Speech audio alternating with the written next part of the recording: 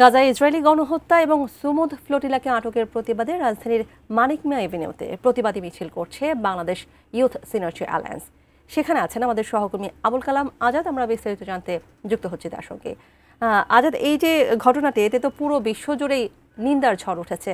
আপনি আছেন মানিক মিয়া এভিনিউতে, সেখানে যেই প্রতিবাদী মিছিলটা হচ্ছে সেই বিষয়ে প্ল্যাটফর্ম রয়েছে, মানবাধিকার কর্মীদের প্ল্যাটফর্ম রয়েছে, সাংবাদিকদের সংগঠন রয়েছে, এরকম 70টি সংগঠনের সমন্বয়ে বাংলাদেশ ইউথ সিনার্জি অ্যালায়েন্স তারা আজকে বিকেল 3টায় তাদের সংসদ ভবনের সামনে মানিক মিয়া এভিনিউতে গাজায় যে ইসরায়েলি গণহত্যা অব্যাহত রয়েছে বেশ কিছুদিন ধরে তার প্রতিবাদ এবং সেখানে ত্রাণ সামগ্রী এবং বিভিন্ন সরঞ্জামাদি নিয়ে এটি প্রায় 40টির মতো নৌযানের একটি বহর সুমুদ ফ্লোটিলা, সেগুলিতেও যে ইসরায়েলি বাহিনী আক্রমণ করেছে তারই প্রতিবাদে এখানে তাদের এই যে বিক্ষোভ কর্মসূচিটি শুরু হয় এবং এখন প্রতিবাদী মিছিলটি চলছে।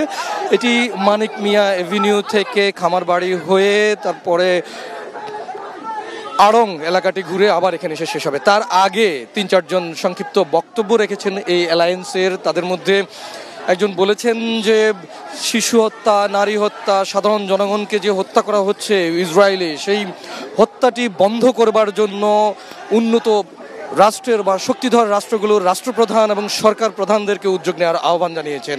সঙ্গে বলেছেন যে সেখানে মানবাধিকার কর্মী কিংবা সংবাদকর্মীদেরকেও যে হত্যা করা হচ্ছে সেই ঘটনাগুলোর তারা প্রতিবাদ জানিয়েছেন। সেই সঙ্গে পুরো বিশ্বকে নাড়া দিয়েছে যে শিশুদেরকে হত্যা করা হচ্ছে, অভুক্ত অবস্থায় অনেক শিশুই মারা যাচ্ছে, সে জায়গায় তারা সবাইকে পুরো বিশ্ব বিবেককে যে নাড়া দিয়েছে সেখানে এগিয়ে আসবার আহ্বান জানিয়েছে। আর তারই ধারাবাহিকতায় যে কয়েকদিন আগেই যে সুমুদ ফ্লোটিলা বলা হচ্ছে যে 40টির মতো বহরের একটি নৌযান, সেটি বিভিন্ন ধরনের রসদ বা সামগ্রী, চিকিৎসা সরঞ্জাম সহ নিয়ে এগিয়ে যাচ্ছেন, তাদেরকে ত্রাণ সামগ্রী নিয়ে গাজায় সাধারণ মানুষ বা যারা রয়েছেন তাদের সহযোগিতা করবার জন্য।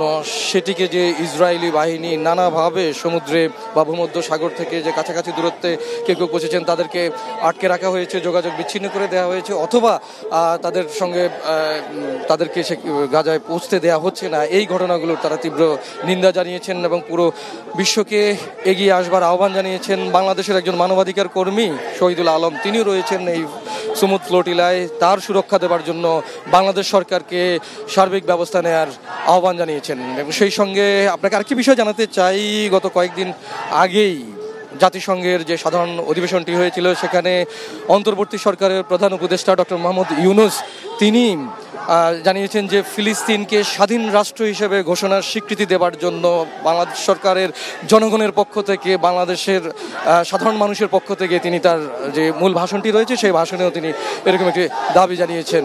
এই স্লোগানগুলোর মধ্যেই আবারও প্রতিভাত হচ্ছে যে ফ্রি ফ্রি প্যালেস্টাইনের যে দাবিটি, সেটি শুধু কেবল বাংলাদেশেরই নয়, পুরো বিশ্বের সাধারণ মানুষ, জনগণ যেখানেই মানবতা বিপর্যস্ত হচ্ছে সে জায়গাটিতে মানুষ এবং মানবাধিকারের কথা যারা বলছেন তাদেরকে গাজায় এই গণহত্যাগুলো বন্ধ করবার জন্য এবং তাদের যে খাদ্য সামগ্রী নিয়ে যারাই এগিয়ে যাচ্ছেন, যারাই সহযোগিতা করতে চান গাজাবাসীকে, তাদের বিষয়ে উদ্যোগ নেওয়ার আহ্বান জানিয়ে আসছেন।